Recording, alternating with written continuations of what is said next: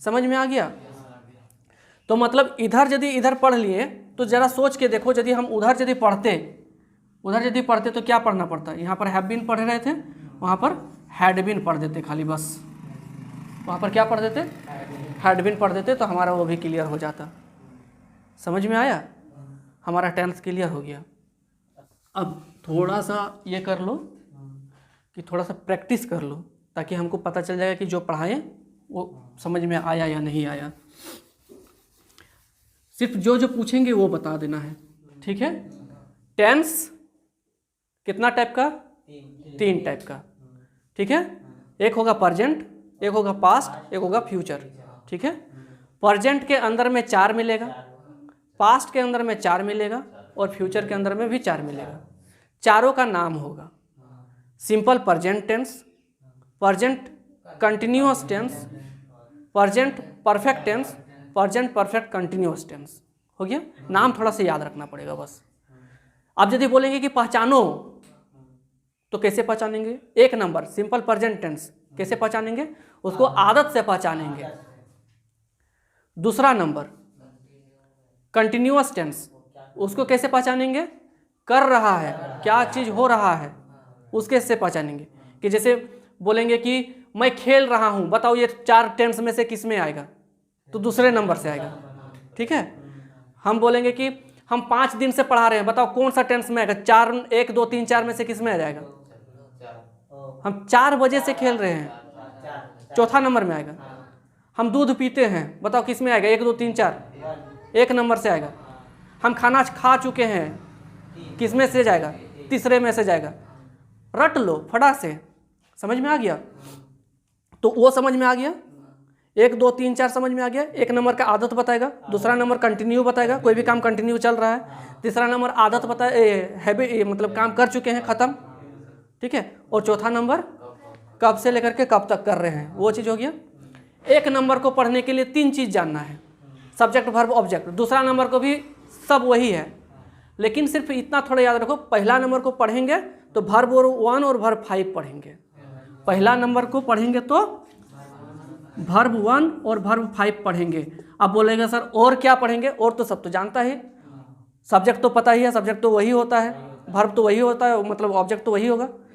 दूसरा नंबर को यदि पढ़ना है तो इज, एम और आर लगा करके वर्ब 4 पढ़ लेना है, ठीक है? तीसरा नंबर को पढ़ने का मन करेगा तो हैव और हैज लगा करके वर्ब 3 पढ़ लेना है, ठीक है? और चौथा नंबर को पढ़ना है तो फिर से वर्ब 4 ही लगाएंगे, लेकिन वर्ब 4 में यही चीज़ नहीं लगा सकते, हैव बीन और हैज बीन लगा करके, ठीक है?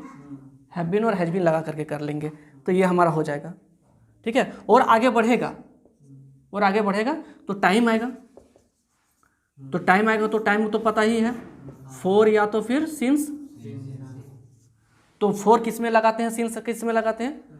4 ना, 4 फिक्स नहीं है, लिख लो, बल्कि 4 जिसमें फिक्स नहीं है उसमें 4, और जिसमें फिक्स है वो सिंस, ठीक है? ये चीज़ हो गया। तो जैसे हम लोग यहाँ पढ़ें, अब सेम टू सेम यदि उधर पढ़ने का मन करेगा तो उसमें वर्ब 2 लगा देंगे, ठीक है?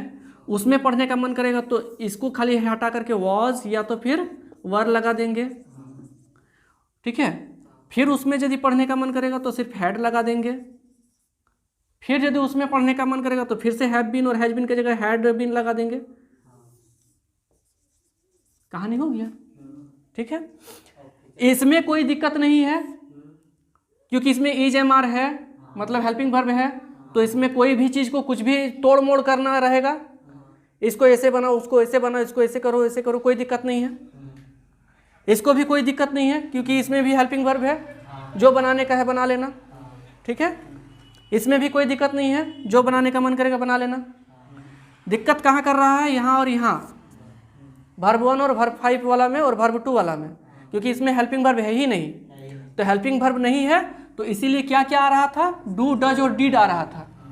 तो डू और डज इसके लिए आ रहा था, प्रेजेंट के लिए, और डिड आ रहा था पास्ट के लिए। और जैसे ही ये सब आएगा वो मेहमान बन के आएगा, उसका थोड़ा वैल्यू कर देना है, ठीक है। हटाना नहीं है। हाँ, उसको हटाना नहीं है, बल्कि हटाने का मन करेगा तो दूसरा को हटा करके ओरिजिनल रूप में ले आना, हाँ। ठीक है। ये चीज़ हो गया, ठीक है। तो इसका भी आप लोग नेगेटिव नेगेटिव जो करना है कर लेंगे। समझ में आ गया? पूरा टेंस खत्म हो गया। सर फ्यूचर का कुछ नहीं, इन लोग का 1 2 3 में कुछ नहीं, मतलब चारों में नहीं, कुछ नहीं है। सब जाएगा। तो उसका भी बता। देखो इसमें जो हम लोग पढ़े ना, अब देखो हम फ्यूचर का पूरा डिटेल्स कर देते हैं, ठीक है। फ्यूचर का भी 4 गो होगा, हाँ। चारों में फिर से वही सारा चीज लगेगा, सब्जेक्ट वर्ब ऑब्जेक्ट ही होगा। तो हम क्या बोले कि फ्यूचर का पहचान ही होता है शैल और विल। शुरू से लेकर के लास्ट तक शैल और विल लगेगा ही लगेगा, सबके साथ लगेगा, सबके साथ लगेगा, हाँ। तो इसमें जो लगने वाला है तो शैल लग जाएगा और विल लग जाएगा और वर्ब 1 के साथ खेल होगा, ठीक है। दूसरा नंबर जो होगा शैल लगेगा और विल लगेगा, मतलब शैल बी और विल बी, शैल बी और विल बी, ठीक है, ये लगेगा। और क्यों इसमें क्या जा रहा है बता, तो वर्ब 4 के साथ जा रहा है ना, वर्ब 4 लगा देंगे। इसमें क्या जा रहा है वर्ब 3 के साथ, तो इसमें भी जब करेंगे ना तो शैल हैव लगाएंगे या तो फिर क्या लगाएंगे, विल हैव लगाएंगे, शैल हैव लगाएंगे चाहे विल हैव लगाएंगे, ठीक है। और क्यों क्या जा रहा है वर्ब 3 जा रहा है, तो उसमें भी वर्ब 3 को फिक्स कर देंगे, ठीक है। इसको लेकर के चलो, तो शैल और विल तो लगेगा ही, शैल और विल तो लगेगा ही। उसके बाद क्या है, हैव बीन और हैज बीन है ना, हाँ। तो शैल और विल तो है, सिर्फ हैव बीन, फिर से क्या जाएगा वर्ब 4 जाएगा, जो वर्ब 4 है वही जाएगा। सेम टू सेम वैसे ही है, कोई दिक्कत नहीं है। मतलब यदि थोड़ा सा घर में जाकर के यदि थोड़ा सा दिमाग लगा लेगा ना, तो पूरा का पूरा टेंस तुम्हारा एकदम ना पूरा मैप के तरह क्लियर हो जाएगा, पूरा मैप के तरह क्लियर हो जाएगा। समझ में आया? सर इसमें सेल और विल तो एक ही लगेगा सर। हाँ, तो जैसे कि रहता है ना आई एम नहीं, नहीं नहीं नहीं नहीं नहीं नहीं नहीं नहीं, वो नहीं चलेगा। इसमें थोड़ा सा ये होगा, आई और वी के साथ सेल लगेगा, आई और वी के साथ सेल लगेगा, बाद बाकी सबके साथ विल लगा देना, खत्म हो गया। सबके साथ विल लगा देना, सबके साथ, सिर्फ आई और वी के साथ सेल लगा देना, बाद बाकी सबके साथ विल लगा देना। फ्यूचर में, हाँ फ्यूचर में, और पास्ट और प्रेजेंट में आई वी, हाँ प्रेजेंट, हाँ उसको थोड़ा सा ध्यान देना है कि किसके साथ क्या जा रहा है, ठीक है। बस कहानी खत्म हो गया। ये रहा लिखेंगे। हाँ, जो जो समझ में आए क्या लिखना चाहिए फिर से बोलो, हम बताएंगे कि क्या क्या लिखना चाहिए तुम लोग को। मेरा तो सब समझ में आया? हाँ क्या समझ में आया? इसको समझ नहीं आया सर। क्या नहीं नहीं, देखो दिक्कत नहीं है, बोलो क्या क्या। ये वाला हमको समझ नहीं आया। कौन वाला? हैप्पी वाला। ये वाला फ्यूचर वाला नहीं समझो, जरूरी भी नहीं है, टेंशन मत लो। प्रेजेंट और पास्ट समझ में आया, फिर धीरे धीरे धीरे धीरे सारा चीज समझ में आ जाएगा, टेंशन मत लो।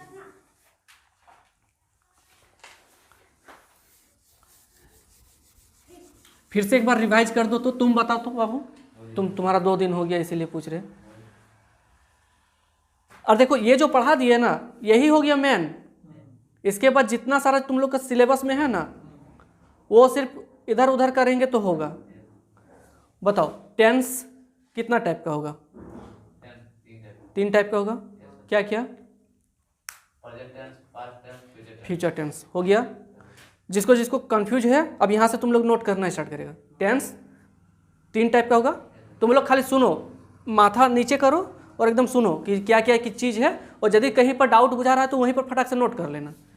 टेंस 3 टाइप का होगा, प्रेजेंट टेंस, पास्ट टेंस और फ्यूचर टेंस। ठीक है, प्रेजेंट टेंस के अंदर में भी 4 हो जाएगा, पास्ट के अंदर में भी 4 हो जाएगा, फ्यूचर के अंदर में भी 4 हो जाएगा। तो सबका नाम रहेगा, जो प्रेजेंट में जो नाम रहेगा वही पास्ट में भी नाम रहेगा और वही फ्यूचर में भी नाम रहेगा। लेकिन प्रेजेंट में रहेगा इसीलिए प्रेजेंट प्रेजेंट लगते जाएगा, पास्ट में रहेगा इसलिए पास्ट पास्ट लगते जाएगा, और फ्यूचर में रहेगा इसलिए फ्यूचर फ्यूचर लगे जाएगा। तो प्रेजेंट का चारों का नाम पता करते हैं। प्रेजेंट का क्या है? पहला नंबर का नाम है सिंपल प्रेजेंट टेंस। ठीक है, वही वाला यदि हम लोग इधर पढ़ते हैं पास्ट में तो सिंपल पास्ट पढ़ते हैं, और उसी को यदि हम लोग फ्यूचर में पढ़ते हैं तो सिंपल फ्यूचर पढ़ते हैं। फिर उसका दूसरा नंबर आते हैं प्रेजेंट कंटिन्यूअस टेंस। तो इसको यदि प्रेजेंट कंटिन्यूअस को यदि दूसरा नंबर इधर पढ़ते हैं तो क्या पढ़ना पड़ता? Past continuous tense. और फिर इधर पढ़ना पड़ता तो फ्यूचर कंटिन्यूअस टेंस। उसमें तीसरा नंबर जाओ present perfect tense. Present perfect tense उसको यदि यहाँ जाते तो क्या पढ़ते? Past perfect tense. और उसको यदि वहाँ पढ़ते तो फ्यूचर परफेक्ट टेंस। अब उसमें जाओ चौथा number, last number present perfect continuous tense. उसको यदि पढ़ते पास्ट में तो पास्ट परफेक्ट कंटिन्यूअस टेंस, और उसको यदि फ्यूचर में पढ़ते तो future perfect continuous tense. Clear हो गया? अब हम बोल रहे हैं कि चारों को पहचान के दिखाओ। सिंपल प्रेजेंट टेंस को कैसे पहचानेगा? आदत से पहचानेगा, हैबिट से पहचानेगा। ठीक है। प्रेजेंट कंटिन्यूअस टेंस को कैसे पहचानेगा? कंटिन्यू चल रहा है, अभी तक खत्म नहीं हुआ, कंटिन्यू। ठीक है। प्रेजेंट परफेक्ट टेंस को कैसे पहचानेगा? कंप्लीट हो गया। ठीक है, मैंने खा लिए हैं, खा चुके हैं। ठीक है, वो सारा चीज़। और चौथा number present perfect continuous tense को कैसे पहचानेगा? मतलब एक टाइम से शुरू किए थे और अभी तक चलिए रहा है ना? पहचान लेंगे। तो यदि इधर यदि वो सब चीज़ करना है तो वो भी वहाँ भी वही चीज़ कर देना और उधर भी वही चीज़ कर देना। टेंस खत्म हो गया। अच्छा, अब टेंस को पढ़ने के लिए हमको चाहिए क्या क्या चीज़ का जरूरत है? टेंस को पढ़ने के लिए हमें किस किस चीज़ का जरूरत पड़ेगा? सब्जेक्ट का, वर्ब का और ऑब्जेक्ट का। सब्जेक्ट तो पता ही है, काम करने वाला। काम कौन करेगा? काम कौन करेगा? मतलब काम करेगा, नाउन करेगा या तो फिर प्रोनाउन करेगा, या तो फिर कोई नाम करेगा या नाम के बदले वाला जो होता है वो करेंगे। राम, मोहन, सीता, गीता, वो सब चीज़, या तो फिर आई, यू, ही, सी, इट, वो सारा चीज़ हो गया। मतलब वो तो हो गया सब्जेक्ट। वर्ब पता है, हेल्पिंग वर्ब होता है, मेन वर्ब होता है। वही तो खेल ही है, पूरा टेंस में वही चीज़ का खेल ही है, वही अदल बदल होते जाएगा, इधर उधर होते जाएगा। ठीक है। ऑब्जेक्ट का तो मारो गोली, हटाओ, उसका कोई दिक्कत ही नहीं है ना? सिंपल प्रेजेंट टेंस यदि पढ़ रहे हैं तो क्या क्या ऐसा चीज़ की जरूरत पड़ रहा है? सब्जेक्ट तो छोड़ दो, वर्ब में क्या चीज़ का जरूरत पड़ेगा? वर्ब 1 और वर्ब 5। ठीक है, हो गया, काम खत्म। अच्छा, तो वर्ब 1 वर्ब 5 का जरूरत पड़ेगा मान लेते हैं, तो ये तो मेन वर्ब है, हेल्पिंग वर्ब तो है नहीं। फिर हेल्पिंग वर्ब नहीं है तो फिर नेगेटिव बनाने में तो कष्ट हो जाएगा, थोड़ा सा परेशानी आएगा। तो फिर नेगेटिव बनाने के लिए फिर तो हमको हेल्पिंग वर्ब चाहिए ही चाहिए। फिर कहाँ से जुगाड़ करेंगे और क्या जुगाड़ करेंगे? डू और डज को लेकर के आएंगे हेल्पिंग वर्ब के रूप में, नेगेटिव बनाने के लिए और इंट्रोगेटिव बनाने के लिए। ठीक है। अब डू और डज यदि आ रहा है तो मेहमान है, मेहमान आएगा, और उसके सेंटेंस में यदि और यदि मिल जा रहा है ऐसा कोई, यदि वर्ब 5 यदि फिर से मिल रहा है तो वर्ब 5 को हटा देंगे इसका वैल्यू बढ़ाने के लिए। ठीक है। डज यदि आ रहा है और उसी सेंटेंस में यदि गोज दिखाई पड़ रहा है तो गोज को हटा करके गो कर देना है। ठीक है, ये चीज़ हो गया। अच्छा, उसके बाद यदि दूसरा नंबर यदि पढ़ते हैं, इधर एक नंबर का ही यदि इधर पढ़ते हैं, हाँ, वर्ब 2 के साथ होगा, और वर्ब 2 के साथ होगा तो फिर वर्ब 2 तो फिर मेन वर्ब हो गया। हेल्पिंग वर्ब चाहिए तो उसके लिए क्या लेकर आएंगे? डिड लेकर के आएंगे, और जहाँ जहाँ फिर डिड आना स्टार्ट हो जाएगा फिर वर्ब 2 हटना स्टार्ट हो जाएगा। ठीक है, हो गया। और उधर जाएंगे तो सेल और विल लेकर के जाएंगे, कोई दिक्कत नहीं है। फिर दूसरा नंबर क्या? Present continuous tense. Present continuous tense में क्या, कैसे पहचान लेंगे उसको? कंटिन्यू काम हो रहा है उसमें तो सब्जेक्ट तो लगेगा ही, सब्जेक्ट लगेगा। अब इसमें लग जाएगा वर्ब 4 लग जाएगा। अब वर्ब 4 लगेगा तो वर्ब 4 के साथ तो हेल्पिंग वर्ब आएगा। हेल्पिंग वर्ब किस क्या लेकर के आएंगे? इज एम आर को लेकर के आएंगे। इज एम आर किस में लगता है पता ही है, काम खत्म हो गया। तो उसी का यदि ऑपोजिट में जाएंगे, उधर जाएंगे पास्ट में, तो फिर से सब्जेक्ट लगेगा, वर्ब 4 भी लगेगा, लेकिन इज एम आर नहीं लगेगा, वाज वर लग जाएगा, खत्म हो गया। फिर यदि उधर जाएंगे तो सेल और विल तो लगेगा ही, उसमें सिर्फ बी जोड़ देना है, सिर्फ बी जोड़ देना है, हो गया। ठीक है। और फिर से अब तीसरा नंबर में आ जाओ, प्रेजेंट परफेक्ट टेंस में। प्रेजेंट परफेक्ट टेंस में क्या होगा? पहचानेंगे कैसे? प्रेजेंट परफेक्ट टेंस में कैसे पहचानेंगे? हैव हैज लग जाएगा, वर्ब 3 लग जाएगा। वर्ब 3 लग रहा है मतलब कि कुछ ना कुछ तो लगना चाहिए। ठीक है, हो गया क्लियर? बहुत बढ़िया बात है।